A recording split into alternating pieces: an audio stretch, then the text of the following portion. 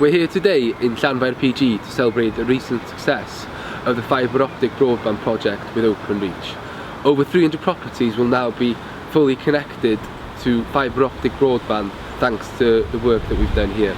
So, how does this scheme work?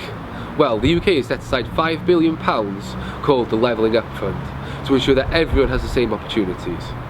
High-speed broadband connection is considered essential for equal opportunities, but areas experiencing slow speeds must demonstrate sufficient demand.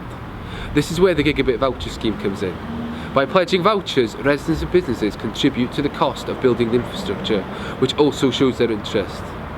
Every house is a £1,500 voucher and every business £3,000. Once enough pledges are registered, the infrastructure can be built at no cost to the residents. Not everyone needs to pledge their voucher, but enough to cover the cost. But everyone will get the new service. All they promise in return is to take the new service once built.